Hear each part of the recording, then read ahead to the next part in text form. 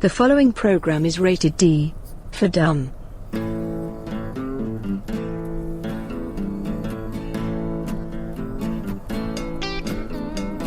Cowbell. We need more cowbell. Come on.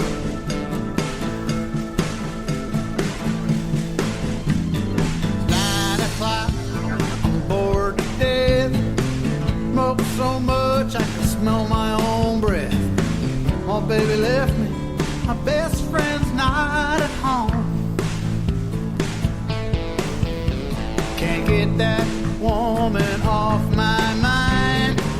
I've never been the brooding kind, but there's still one thing makes me come alive. Yeah, I'm gone for a drive.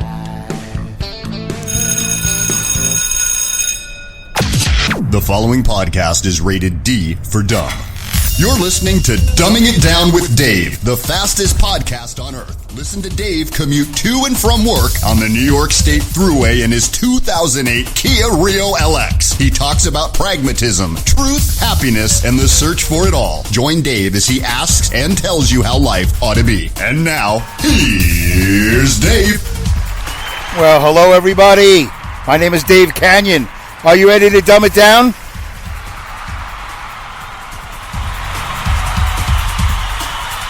Well, that's good. I hope you're safe. I hope you're warm. I hope you're living a life that you want to live, unlike some other people I know very close to me. No innuendo there, just me. I hope everything's going okay. I'm doing okay myself, actually. A little optimistic, feeling a little rested, feeling a little accomplished. Had a good couple of days off. A little bit of what they call less is more. Less is more, and maybe we'll explain what that means as I do this little icebreaker. Literally, ice-breaking the ice off the roof of my car. The Caravan, the Dodge Caravan, because we had a little storm the other day. Tuesday, as a matter of fact, yesterday, 24 hours ago. And I did not sign up for overtime, although there's a little controversy at my job about that. And I can't wait to go in and see some evidence of what I think I left behind as conclusive that I was not available for overtime.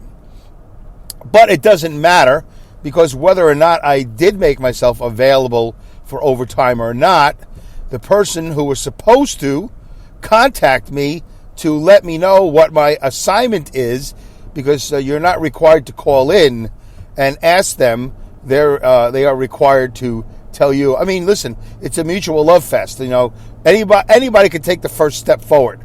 But truth be told, I think at the end of the day, I know some people hate that phrase. I don't think I overuse it too much, but not as much as by the way, which I think hopefully we'll get to that too later in the episode.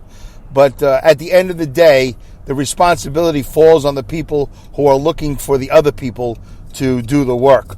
In other words, the dispatch team, the supervisor/dispatch team. And nobody contacted me Monday night to tell me I was coming in on Tuesday. So my name was down in the schedule and I did not show up. Oh well. But I have a recollection, and I have a lot more than a recollection. I know that I physically blacked out my name on the overtime list. I wrote it a couple of weeks ago, and then when I realized that the storm was coming, I blacked it out. The only thing is, sometimes they post several weeks in advance. There is a slight possibility, and I will attribute this to my sleep deprivation and brain degradation and sometimes lack of concentration, that I might have blacked out the wrong week, which would have been the previous week, which we had already done. I don't know. I'm going to find out in about an hour when I get to work. But until then, it still falls on the person who was supposed to, Hello, Dave. Yes. This is Harry. Yes. This is not a show about truck driving. That's true. And I appreciate you mentioning that, Harry. Breaking yourself away from whatever craziness you're involved in at the moment. Thank you, Harry. By the way, that AI voice, Harry, from the famous Harry and Emma, brought to you by Linda from Awesome Insanity Surfers. Thank you, Linda. I really have enjoyed incorporating the AI voices into the show. And by the way, I would love incorporating any of your voices into the show. The offer still stands for anybody who wants to, contribute an intro, an outro. This is not a trucking show, a drink break, or just some small 5-second thing. The show is rated D for dumb. Whatever you want to do. You just want to say, hey, this is, so-and-so from somewhere, and I like Dumbing It Down with Dave. Whatever you want to do. You're more than welcome to send me an MP3. It's great if you send it via email at dumbingitdownwithdave@yahoo.com. I find that to be the easiest way for me to download it into the Spreaker Recording Studio app. You could try Twitter at Dumb with Dave. You could try that. But I've had great success with the email, dumbingitdownwithdave@yahoo.com. And as most of you know, if not all of you know, that I am technically challenged. And I also have a time crunch almost always. And, the sleep deprivation and brain degradation thing doesn't help. So if I stumble, if there's a problem, it usually means it's not going to happen. Usually I need it to happen on the first, I hit the button, boom, I can hear it.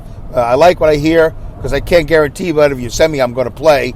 It's got to be appropriate. It's got to be, entertaining and all that other good stuff. We're not just going to play anything that comes across in the email. And then I got to be able to, download it and put it into the Spreaker Studio. So anyway, so thank you to Linda for that. And so I got the Twitter, I got the email out, and thanks to Alex Exum at the top of the show for doing the intro. AlexExum.com, AlexExum.com. He does the Spreaker Live. He's not doing it tonight, or was it today's Wednesday? He didn't do it last night, and he's taking a little break. I guess he'll be back in 2020. Also, thanks to Hal in Philly. We haven't corresponded in the last couple of weeks, but maybe we have. I don't remember. But he's got the show Tales of the Road Warriors on Spreaker, and he also has It's Easy When You Know Hal. 2 shows that he has on Spreaker, and he provides the song that you hear that needs just a little bit more cowbell. Just a little bit more cowbell. Actually, I would prefer a lot more cowbell and some hard crunching guitar, chords, and that would be a great song. A nice CCR type song, in that vein, But I see a lot of other options too. I see all different bands being able to. I see that being as a great country song too. There's a lot of possibilities. Anyway, so where was I with all this? So I did not work in the overtime, and we had really bad weather, and the roads were a mess, and I did not come in. And I'm glad I didn't come in. I saw on Facebook there were the accidents, there was this, there was that. And you know what? Less is more. I mentioned that at the top of the show, and I've learned over the years as a truck driver that less is more sometimes. And in this particular case, I think I'm more rested, I'm much safer, and in the long term, I will make more money by not driving my truck off the road and having an accident and all that stress that's involved. I didn't have to go to work, and I don't like cleaning tractors and trailers. I don't like the whole thing of, I barely enjoy cleaning my car, any of my vehicles. And a lot of times when it snows, we tarp our vehicles. We have a 2-car garage. We very rarely, if ever, had a car in our 2-car garage. But what we do is we tarp our vehicles, and this way when the snow's over, the snow falls off the top pretty easily, and then we just pull the top off, and voila, like a magician. Nice, clean car. So we do that a lot. I didn't do that with the van. I was really too tired the other day. My wife went out and tarped her car, but I didn't want to tarp this car, and I should have went out. But I was really feeling exhausted. Last week was really an exhausting week, folks. Dumbing It Down with Dave didn't get done on the first day in. I remember that, and then I did it later in the week, and it just was a messy week. I slept better, but I did not exercise very well. I only exercised at the Planet Fitness once. So there's your Dave's Fit Life update. Dave's Fit Life, my YouTube channel, where I'm supposed to be, I'm living in the caravan, I'm talking about fitness and trying to fit things in my life. And last week I only fit in exercise once in the whole week, and that was not good. But I am sleeping better, so that gives me some optimism for the future. This weighted blanket thing I find fascinating. I never heard of it before. I have a cheap one that we got at Ollie's or Big Lots or something like that, and some of the stitching is already coming apart. There's a zipper on the side of the blanket that I need to open up because the material inside, although I did find out it is all quilted, and it's like all the little things of sand, the things that make the blanket weigh 15 pounds, they are all in individual pouches. So you just have to sort of shake the blanket to get it to all lay flat. Somehow it crumples up. I can't explain it. It just is not conducive to covering my entire body. So I have to like shake, you shake a blanket, but I have to open up the side of the blanket, and I have to get my hands on the material and the blanket at the same time. In other words, the outer part and the inner part. I have to hold it at the same time and then shake it. If I don't, then the innards seem to just move around. It becomes like a lump, like a blue. And that's the best I can explain it. It doesn't lay flat. It doesn't cover my entire body. Plus, I'm a little skeptical. I still have the cardboard thing that this thing came in, this weighted blanket came in. I'm very skeptical of the measurements because they seem to feel like this thing is like 6 feet long. And I'm less than 6 feet long, and it doesn't really cover me from head to toe. Right? 6 feet. If I'm less than 6 feet, let's say I'm 5'6", 5'7", 5'8", a 6 foot blanket should cover me from head to toe. It does not. I don't think it does. I'm going to make that something I do next weekend. Got to definitely measure it out. Maybe I'll make a Dave's Fit Life out of it. I should absolutely make a Dave's Fit Life out of it, and we'll see what we can do. I get down to the bottom of this scandalous situation that they're selling a blanket that says 6 feet long, but it's not. I think they actually say 72 inches, something like that. So we'll get to that. Anyway, so it is in fact December 18th. I started this trip at 5:35 p.m. I am on my way. I'm on northbound, the New York State Thruway. Dumbing It Down with Dave is all about pragmatism, truth, happiness, and the search for it all. It's also known as the fastest podcast on Earth. And I am traveling at a speed right now of about 69 miles an hour. I could do better. I could set the cruise control. Maybe I'll do that after I do the loop-de-loop in Catskill, which is coming up pretty soon. And we'll get on with the show. We should start the show. You want to start the show? Let's start the show. All right, so a couple of things that I don't have anything major. By the way, I want to congratulations to Patrick Marucchi. And in fact, I have learned it is the actual pronunciation is Marucchi. It is not Marucchi. I was right. It's Marucchi. He's a little Italian.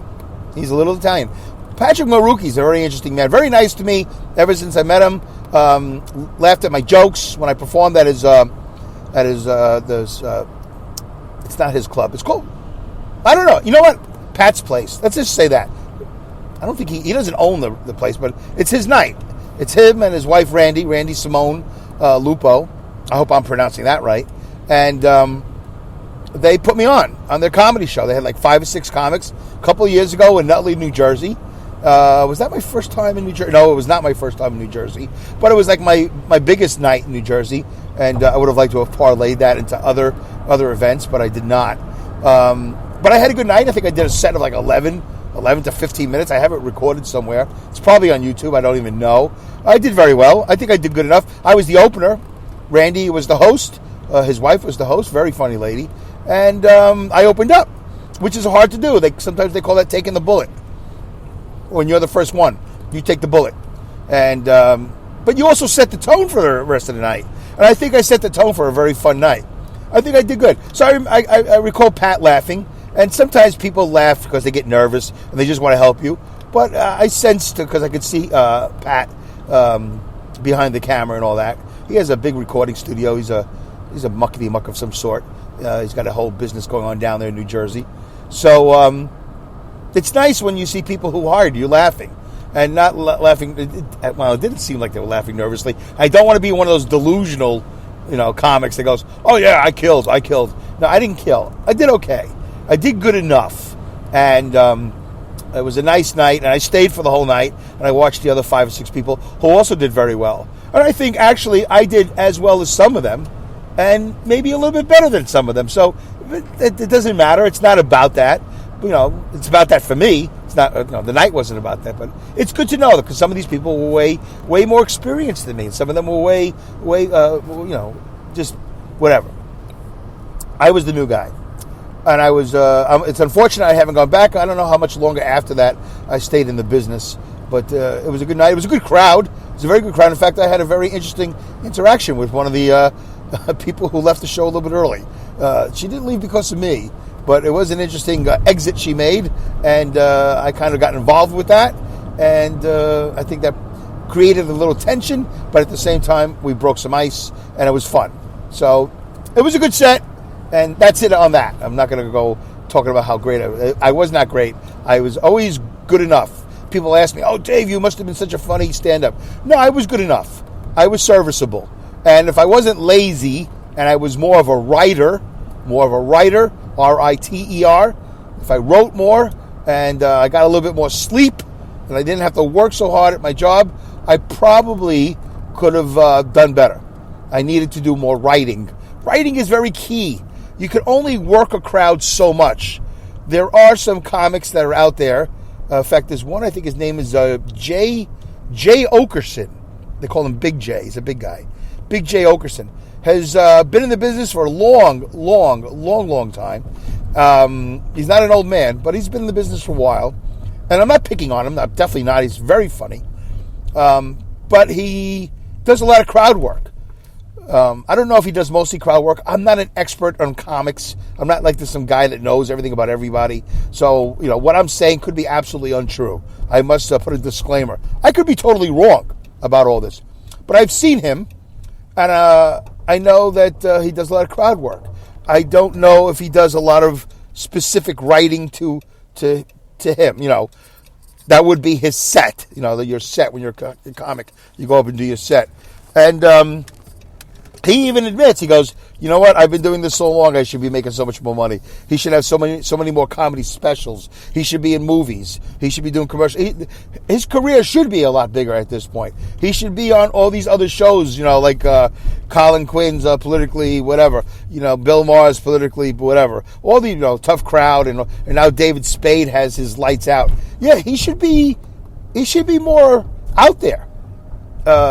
He'll probably never be on Jerry Seinfeld's Comedians in Cars, because Jerry Seinfeld actually alluded not to Jay Okerson, the comedian, but he alluded to the fact that comedians that don't write, comedians that go up there and do a lot of crowd work, will only get so far. Then, of course, there's the argument of Don Rickles, whose whole act was crowd work. But what a lot of people do not know, and once again, I am not an expert in the field, a big disclaimer here. So, don't go yelling at me, "Dave, you're totally wrong." This is basically my opinion, and what I know to be true, and especially true to me, is that Don Rickles, although it appeared his Carson appearances, of course, are all, crowd work, and he's working Johnny, he's working the guest, he's working the band, all that stuff. And when he guest hosted, of course, that's all crowd work. It's all improv, of course, he's hosting. But when he's up there doing stand-up, a lot of the stuff he's doing is prepared somewhat, and then he adapts it to the moment. He adapts it to the person he's talking to. If he's talking to a black person or a Chinese person or whatever. So it kind of appears he's doing crowd work, but in truth, a lot of it was already set. And I don't think he was much of a joke teller. Not a joke teller. Some guys really are great with the jokes. Jackie the Joke Man Martling is one of those guys. I can't remember a joke for my life. I try, but I can't. I only know one joke in my whole life. I only can remember one joke. That's my one go-to joke. I've heard blonde jokes, Polish jokes, rabbi, priest, and the horse jokes, the frog jokes. I've heard so many jokes. I can't remember any of them.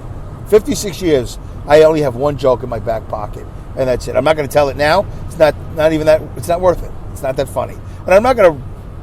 I'm going to save it. I'm going to save it for when I need it. I don't need it now. You don't need to hear it. It's not that good. But it's the only joke I know. And by the way, I will tell you this much. The joke I know, the joke that I know, I have known ever since I was like 6 years old, 7 years old. The joke I know, I got from the National Enquirer. My mother used to read the National Enquirer all the time. And they had like a joke of the issue, whatever, somewhere in that National Enquirer. Maybe they had more than one joke. I don't know. It's kind of like the New Yorker magazine, where they have the cartoons all throughout the magazine, but in the back there's one specific big cartoon that it's most famous for. in the back of the New Yorker. So I read the joke and I liked it. It was good enough for me as a kid, but it's not specifically a kid's joke. It's just a joke. It's not a dirty joke.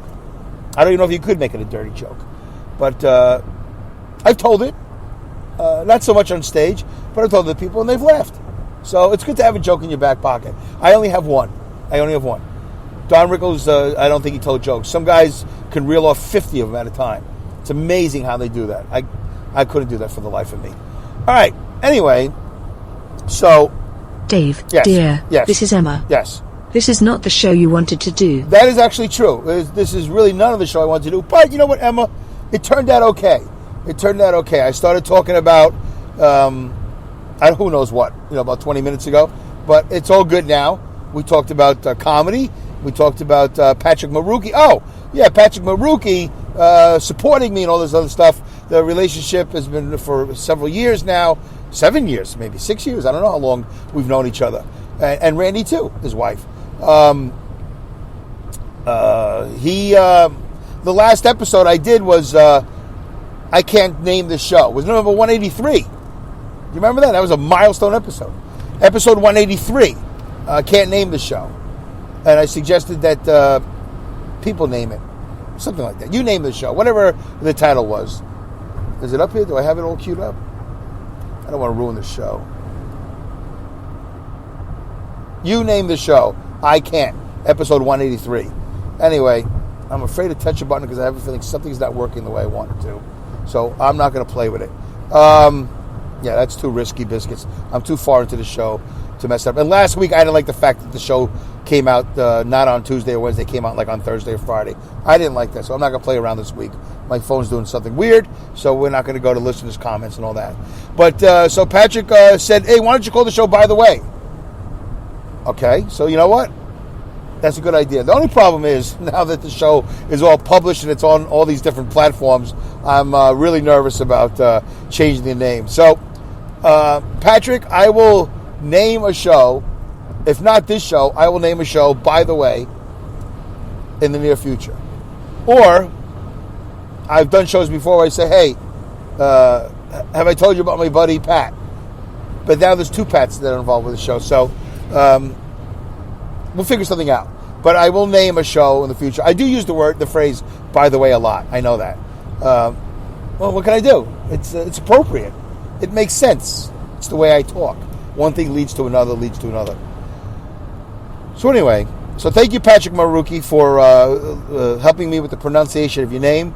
You know, it's just one of those things that you see the name on Facebook. You don't actually say the name. When I met him and I performed for his show, it just didn't come up. You know, once you get to know somebody's first name, you know, once you know the name, you know, I don't always call him, hey, Patrick Marucki. Hey, Patrick Marucki. Although people do refer to me as Dave Canyon. I do get the last name a lot. My wife always notices that. She goes, boy, people love saying your last name. They don't like spelling it right. They do like pronouncing it. They do like saying it.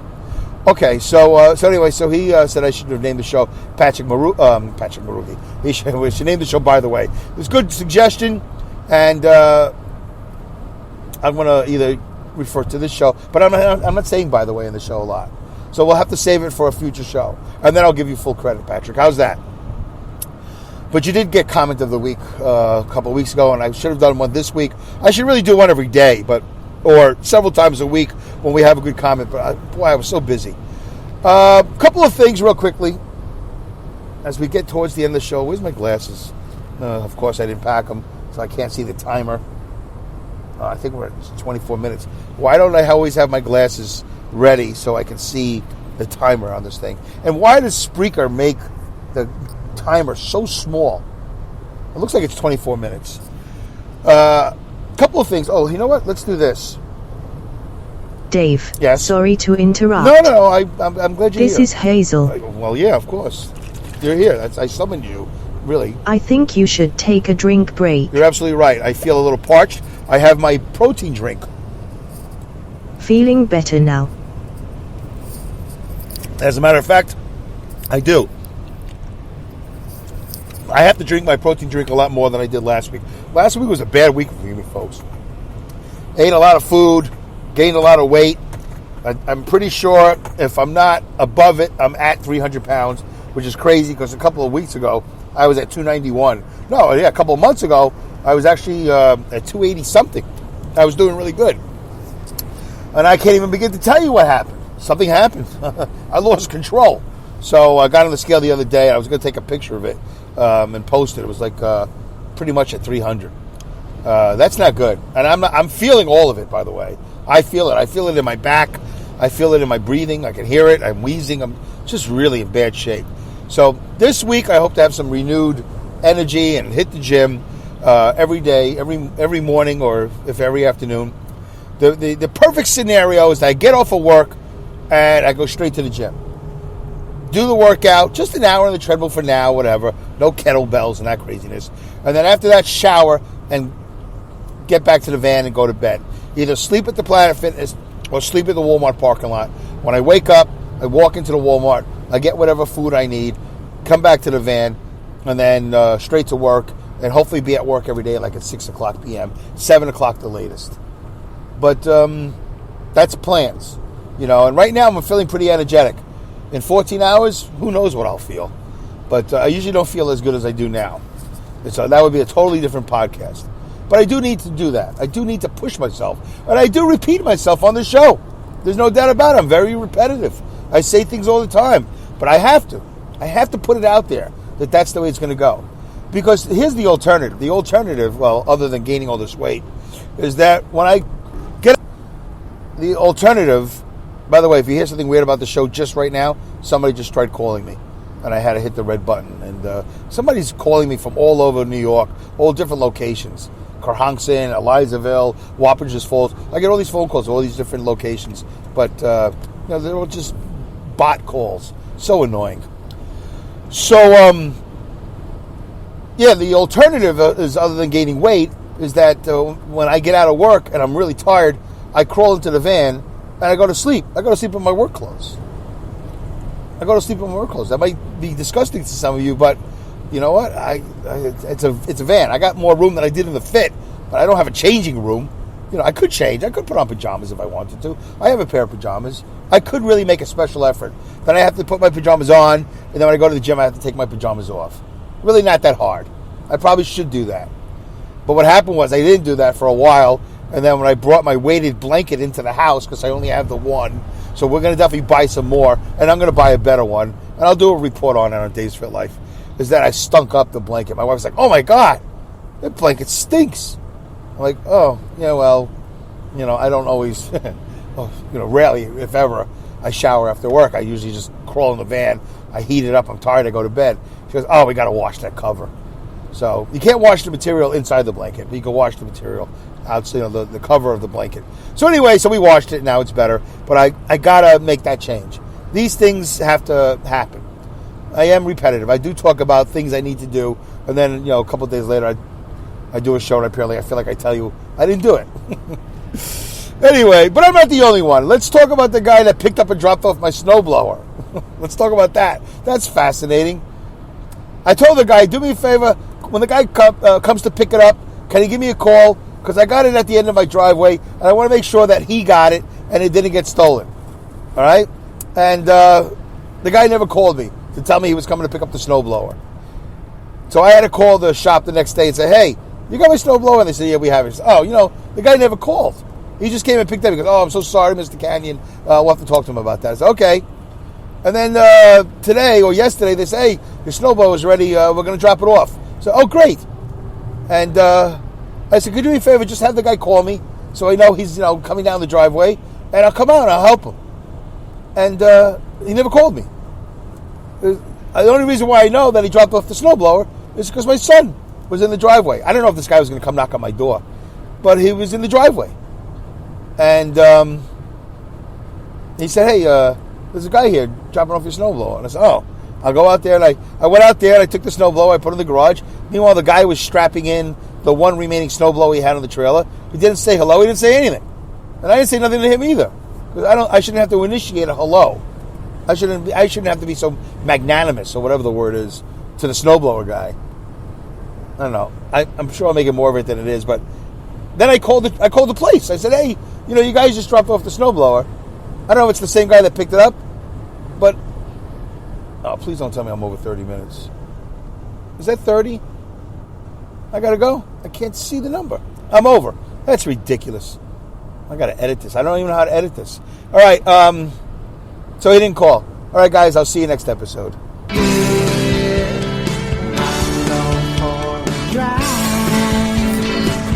Thank you for listening to this episode of Dumbing It Down with Dave. Goodbye, good day, good night, good luck, good riddance, Godspeed, good racks, and great skills. Take care.